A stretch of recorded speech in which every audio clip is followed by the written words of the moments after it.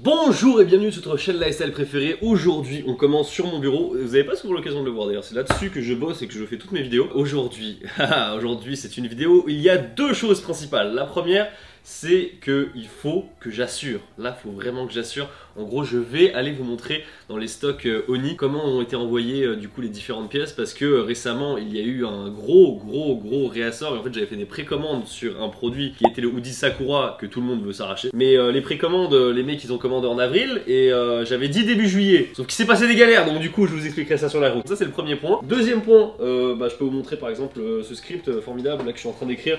Parce que forcément, vidéo youtubeur égale vie toujours en fil tendu, en flux tendu, où on n'a pas une seconde à perdre. C'est-à-dire que là j'étais vraiment en train d'écrire ça il y a littéralement 5 minutes avant que vous arriviez et j'ai quasiment fini. Il reste encore je dirais 20-30% d'écriture à la vidéo et ce sera la première vidéo que je vais pouvoir tourner dans mon nouveau décor. Effectivement c'est le dernier point à aborder, le nouveau décor. Oh là là.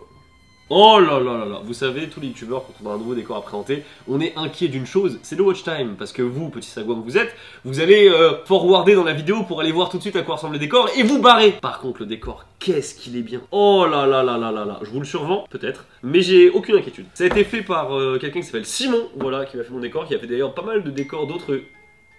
Tout va bien. Non, attends, tout va peut-être pas bien. C'est les prochains produits Oni qui sont en réflexion. Le Happy avec écrit bien sûr derrière Oni Matsuri. Voilà, donc le Matsuri du Oni. Ce genre de produit, c'est super dur. Très content, je vous ai pas montré ma joie, mais en vérité là quand j'ai vu les résultats, je suis vraiment content de à quoi ça va ressembler. Et une fois qu'on a ça, c'est des protos, 1, 2, 3, 12 protos. Et après c'est le lancement de la production. Et après c'est le genre de problème qu'on peut avoir, c'est-à-dire les problèmes de délai de livraison. Sinon, derrière la caméra aujourd'hui, vous avez du coup un homme qui s'appelle Jordan. Voilà, et c'est lui aujourd'hui qui va m'accompagner pour vous montrer un peu le déroulé de ma journée. En gros, je prends l'avion demain pour aller au Japon. Et quand je prends l'avion, généralement les jours d'avant, c'est une catastrophe organisationnelle. En vrai, j'ai trop hâte de vous montrer le nouveau décor, donc en fait, on va commencer par ça. C'est exactement au même endroit qu'avant. Déjà ici, vous pouvez reconnaître l'ancien décor de la chaîne Louis. Il y a ce gigantesque ronflex, voilà, que j'ai présenté sur la chaîne tertiaire. Il est monstrueux. Là, c'est un coin de la pièce et l'autre coin de la pièce c'est le nouveau décor. Donc souvenez-vous, il y avait des éléments principaux que j'ai voulu garder, comme par exemple le néon Oni. Les lanternes je voulais garder et le Sakura, le cerisier qui était vraiment très pratique, qui rend très bien à l'image d'ailleurs et qui est absolument moche en vrai. En vrai il rend pas très bien en vrai. Et il est temps de vous montrer le nouveau.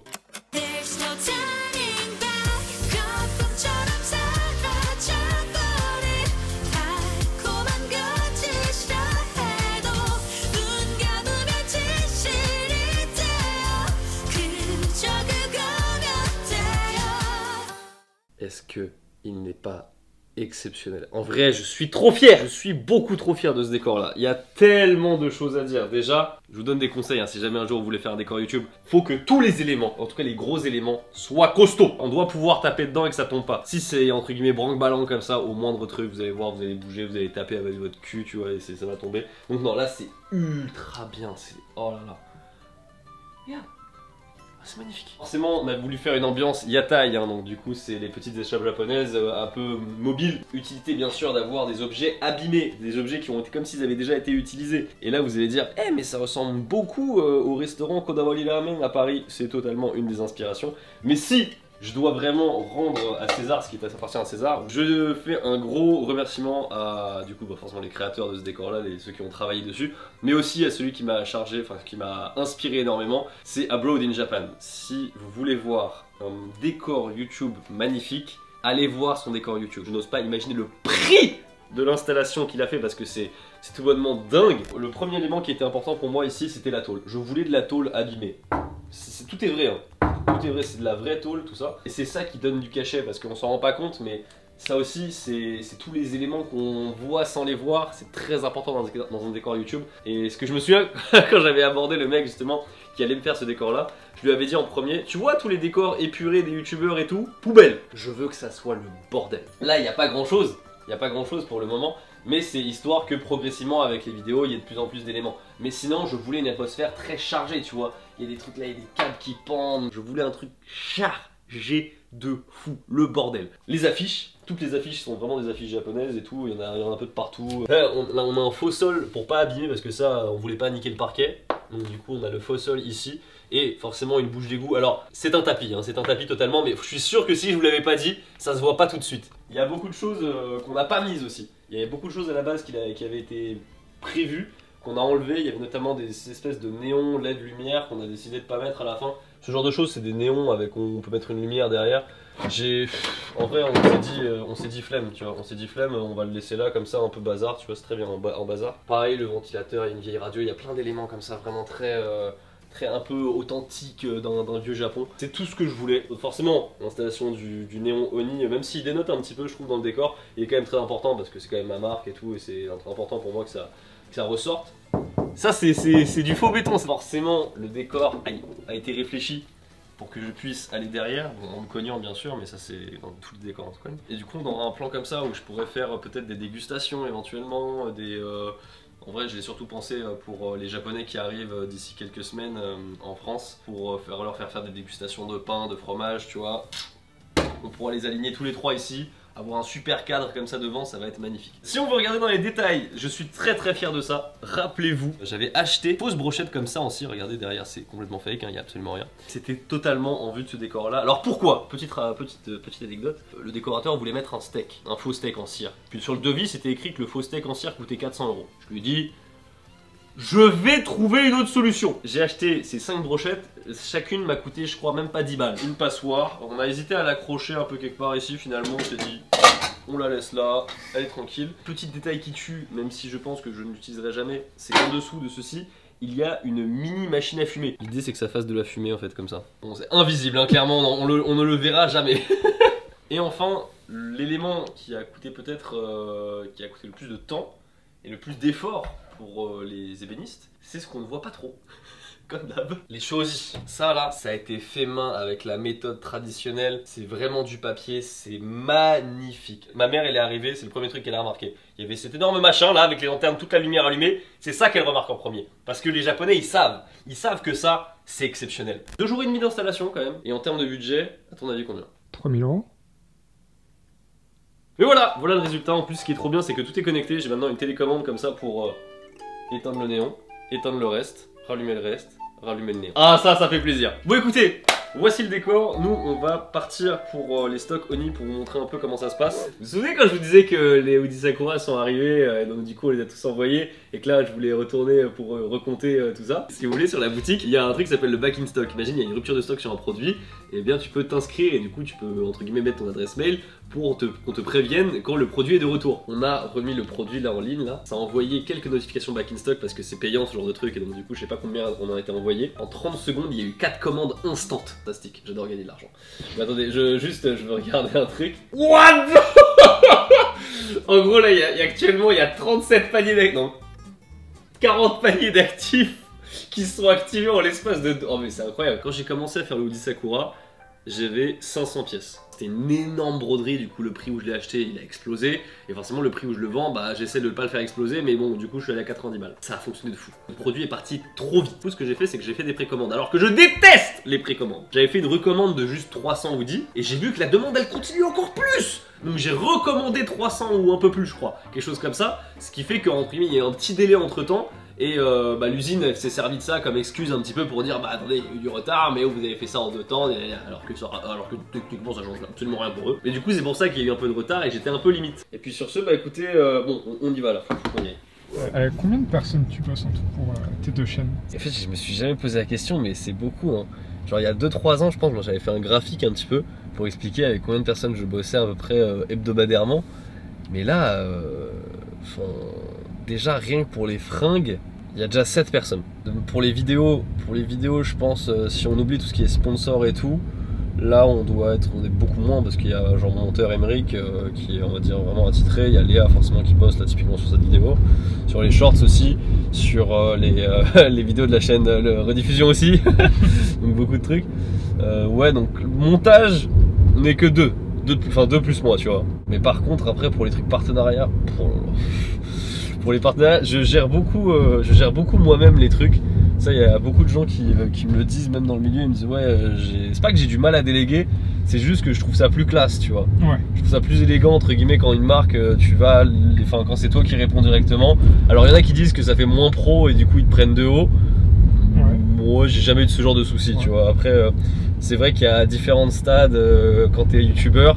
Au début, tu te fais un peu pisser dessus, hein. On va pas se mytho, tu te fais vraiment pisser dessus. Quand tu commences à avoir des vues régulières que pas beaucoup de gens peuvent avoir, là on parle plus de la même manière. Je pense qu'il y avoir une trentaine de personnes que je dois voir un peu régulièrement pour des trucs ici et là, pour des projets. Là typiquement, un truc que je peux vous annoncer, c'est que je suis en train de relancer très sérieusement le projet manga. Pendant longtemps, j'avais un peu parlé de ce truc là, mais c'est compliqué, gna gna gna. Là c'est bon, là c'est relancé. Ouais, ça sent bon, j'ai les premiers designs du personnage qui m'ont emballé de ouf. Il y a le projet forcément avec Marie, le projet Café Resto, qui traîne en longueur, mon dieu, c'est dur, hein, c'est dur. Et le dernier petit projet, j'ai un projet d'investissement. Et franchement, je pense que les mecs sont chauds. On va peut-être avoir une réponse d'ici une semaine. Alors forcément, c'est très frustrant parce que du coup, je peux rien vous dire. Mais ça m'emballe un peu. Ça va bien? Je vous présente du coup Jordan là, qui me cadre aujourd'hui. On est sur une vidéo ici Japon Corp, mais je suis tout seul. C'est toi qui as remis en ligne les produits? C'est Kevin. J'ai vu le moment précis où il l'a mis en ligne parce que... T'étais en voiture? Non, c'est pas ça, c'est que tout simplement, j'ai vu que dans les à peu près 5-6 secondes qui ont suivi, il y a eu... Voilà. On a vu. Tu vois là, le chiffre là, c'est la moitié du stock là, qui reste. Il y a tout le gars là. C'est bien, ça va me faire de la place dans l'entrepôt. Ah bah oui, là, c'est sûr. Ah oui, parce qu'effectivement... Non, c'est bon, là, c'est bon, c'est libéré. C'est bon. Comme je vous l'ai dit, on a eu forcément le truc des hoodies Sakura qui arrive, sauf que un hoodie c'est pas un t-shirt. C'est-à-dire que là où dans un carton tu peux mettre, je sais pas, 40 t-shirts. Dans un carton tu mets 70 t-shirts à peu près. 70, ok. Tu mets 70 t-shirts. Là sur un hoodie Sakura t'en mets 12. Ouais. Du coup quand tu commandes beaucoup, il y a beaucoup de cartons. Celui que vous avez vu là c'est Rudy. C'est lui qui s'occupe de toute la partie distribution de mes fringues, mais aussi d'une certaine partie de la création. Et c'est lui qui s'occupe par contre de tout le truc ici Japon Corp. Ça, le légendaire, celui-là je le porte énormément ce t-shirt, mais il est tellement beau. Je trouve en fait le orange vraiment magnifique. Et l'idée, ça c'était l'idée du... Alors à la base il l'avait mis entre guillemets sur le col, le designer. Et je me suis dit non vas-y on va le mettre en dessous. Parce qu'au début je pensais que ce serait plus chiant de le mettre là que là. Alors que non en fait c'est pareil. Mais du coup c'était une idée et genre j'ai vu beaucoup de gens en kiffer. Et je pense que je vais en refaire des trucs comme ça. Je vais en refaire et clairement c'était trop bien. Ça c'est le worst seller, je sais pas si ça se dit. C'est le truc, c'est le moins bien vendu. Je pense que la couleur était compliquée. J'ai voulu tenter un truc, pour être très honnête. Pour la première fois, c'était une pièce qui me plaisait pas à fond. Et j'ai tenté, parce que je me suis dit, vas-y, même si ça me plaît pas, peut-être que ça peut plaire aux gens. Je vais continuer à faire des choses qui me plaisent. Voilà, clairement, j'ai vu que ça marchait mieux. Et ça vient aussi peut-être du fait que je le porte pas énormément. Et ça peut aussi jouer. Il y a beaucoup qui m'ont redemandé des kimonos de cette texture-là. Et de ce type là avec ce dégradé vraiment violet magnifique, eh bien sachez qu'il n'y en aura plus. Non, j'ai plus rien, on n'en a plus du tout et en vrai il coûte cher à faire et en fait le truc c'est que je suis pas assez confiant sur le fait d'en reproduire assez pour être rentable et tout, donc voilà. Il y a des moments, c'est un peu bizarre mais tu sais que t'en vendrais un peu mais tu peux pas relancer une prod parce que tu sais que ce sera peut-être pas assez. Slow down, hold on, take a breath. If I could, I'd make me feel less. Faut pas filmer, c'est la prochaine collection de Tev qui est pas encore sortie. Là vous pouvez voir le reste de la collection de Tev Louis. On ne devrait tellement plus communiquer dessus, c'est horrible. Regardez, c'est le fameux t-shirt Ramen. Putain, pourquoi il en reste? Je crois que c'est les stocks de sécu. Mais voilà, il reste quelques t-shirts Ramen. Il y a les t-shirts Sakura aussi, voilà, tout ça. Et normalement, voilà, le hoodie Carpe Koi. Très sympa, voilà. Et nous, si on est là aujourd'hui, principalement, c'est pour les rater. Je vais vous montrer un petit peu. Ça, c'est écrit DFO, qui veut dire défaut, tout simplement. On se fait pas chier à écrire défaut à chaque fois en toutes lettres. Hein. Et en gros, c'est tous les produits qui sont foirés. C'est-à-dire que du coup, l'équipe de Rudy a checké et qu'ils ont dit ça c'est mort, si les gens ils reçoivent ça, ça va partir au SAV et on veut pas de SAV. On ne veut clairement pas de SAV. Et ça, plutôt que de le jeter, ce qui est bien, c'est que moi je le récupère. Et à partir de là, il y a plusieurs solutions qui se passent. Parce que récemment, j'ai fait faire des kimonos beige coton. Et quand ils ont reçu ici les produits, ce qui s'est passé, c'est qu'il y avait une bonne partie de la production qui était tachée. Et ça arrive, parce que quand c'est du beige, c'est des couleurs claires. Et du coup, l'usine a dit, bah écoute, je t'en reproduis. Et ce qui fait, c'est comme le beige il fonctionne moins bien que le noir, j'ai recommandé par contre la quantité mais en noir, voilà. Du coup, là c'est juste que c'est chiant, il y a pas l'air du délai parce que pour l'instant j'ai plus de cam, j'ai plus de produits. Mais en attendant, ça entre guillemets, ces défauts là en soi, c'est comme si je les avais eu entre gros guillemets gratuitement. Mais maintenant qu'est-ce qu'on en fait? Eh bah je les vends sur Vinted. Non mais c'est vrai, c'est vraiment ça que je fais. Tu vois, le défaut, voilà, c'est ce genre de truc. Tu vois, c'est ces petites taches là. Oui, c'est très minime. C'est très minime, mais en fait le truc c'est qu'il y en a un peu partout, tu vois. C'est un peu petit pour moi. Oui. Je suis bien condensé. À part ces petits défauts, il y a rien, ce qui fait que bah sur... ouais, si quand même, tu vois, regarde là. Ah, tu vois, ça c'est le truc sympa ça. Si, tu vois. Ouais. Tu vois, c'est le cumul, t'as là, c'est pas propre quoi. Rudy, je te laisse raconter cette histoire fabuleuse. Je te raconte ça. En gros, je reçois un appel du Franprix qui est à 3-4 km du directeur du magasin qui me dit oui monsieur Magzinski, on a un colis pour vous, vous devez venir au magasin tout de suite. Et donc j'arrive au Franprix, et là je me fais défoncer, je me fais massacrer. Il me dit ouais mais c'est quoi, depuis quand on envoie des colis de 32 kg en mondial relais? Attendez, c'est quoi? J'ai pas demandé de colis moi. Et donc il monte ce fameux colis, il fait 32 kg. Et je regarde l'étiquette. Et je regarde l'expéditeur, parce que je me dis, c'est quelqu'un que je connais. Je connais pas l'expéditeur. Le gars, il me dit, non, mais vous avez cassé le dos de mon employé. C'est la dernière fois que je veux vous voir ici et tout. J'ai rien fait, moi. Donc, je prends mon petit colis à 32 kg. Donc, je me pète le dos. J'ouvre le coffre de la voiture, je mets le colis, et je l'ouvre. Et je vois les bougies. Je fais, mais qu'est-ce que c'est que ça? Et en fait, regarde, je reconnais ça. Je reconnais, donc je m'empresse d'appeler mon cher ami. Oui, qu'est-ce que c'est que ce bordel? Espèce de petit. J'ai dû faire 10 bornes pour aller chercher le colis, 32 kilos, on sait pas ce que c'est, on était au courant de rien. Du coup, l'histoire de ces bougies. Il y a quelques mois, il y a un mec qui m'a envoyé un mail pour me proposer de faire des bougies. En vérité, j'étais pas très chaud, mais je me suis dit, vas-y, dans la vie d'entrepreneur, faut prendre des risques à certains moments. Et je me suis dit, vas-y, pourquoi pas essayer, tu vois. Et ça, c'était il y a 9 mois. Et du coup, je me retrouve avec 100 bougies parfumées fleurs de cerisier. L'odeur est franchement bien. Qui sent très bon. Alors, vraiment, l'odeur, nickel. J'en ai pris une chez moi, c'est nickel. Ah, tu vois, voilà, je l'ai testé, c'est super. C'était une mèche comme ça au début. Et je me disais, what the fuck, qu'est-ce que c'est que cette connerie? Mais en fait, non, c'est une bonne mèche en fait, apparemment. C'est une mèche en bois. En fait, peut-être que les gens, ils se rendaient pas compte, mais ce qui est le problème là, c'est d'envoyer en fait en point relais. Jamais on envoie en point relais pour des trucs business, ce n'est pas possible, vous imaginez bien. On voit pas en point relais. Non mais en fait c'est tellement évident que tu penses pas à le dire, tu vois, je sais pas comment expliquer ça, c'est normalement quand t'es deux entreprises, c'est soit de l'express, soit du colissimo à la limite, oui, voilà. Un peu, mais du point relais, c'est que pour les particuliers. Oui, on va me poser, c'est qu'est-ce qui se serait passé si j'en avais commandé 100 de plus? Bah il y aurait eu 2 cartons. Il aurait fait 2 cartons genre? Ouais, et je me serais fait dégommer 2 fois. En gros, c'est là où ils préparent les colis pour les envois. Et en fait, faut faire attention, on va pas se gourer déjà.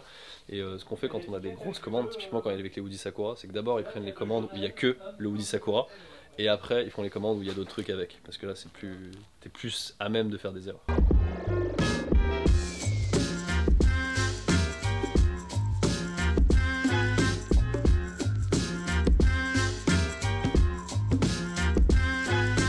Ouais, non, c'est bon, on fait ça. Hein. Large. Mais la broderie change et la sérigraphie change. Oui, la couleur, pas le design. Non, le design change pas. Mais à mon avis, vu que la couleur va changer, la sérigraphie, ça va être radicalement différent. Hein. Oui, tu veux enchaîner quoi. Oui, exactement. On récupère les défauts. Du coup, vu qu'on est sur le point de partir et que j'avais complètement oublié, ceci est le nouveau produit qui va sortir en boutique bientôt. C'est le retour du kimono polyester et cette fois-ci je vous ai écouté, j'ai compris que vous aimez les Sakura. Tu dois t'investir dedans quand tu fais une marque de fringues, on dirait, tu vois, quand vous voyez les youtubeurs dire oh là là, un youtubeur qui fait une marque de fringues, je vous jure, s'il y en a qui survivent et d'autres qui meurent, c'est qu'il y a une raison. C'est qu'il y en a certains, ils se donnent de ouf dedans et d'autres ils se donnent pas assez ou ils se mettent pas les moyens de réussir ou juste ils veulent trop se distancer du projet, tu vois. Typiquement, je sais que Oni ça n'a très peu de valeur si c'est pas moi qui m'en occupe. Sur ce, écoutez, merci beaucoup d'avoir regardé cette vidéo, n'hésitez pas à lâcher un pouce bleu et à vous abonner. Je vous dis à la prochaine. Tchuss.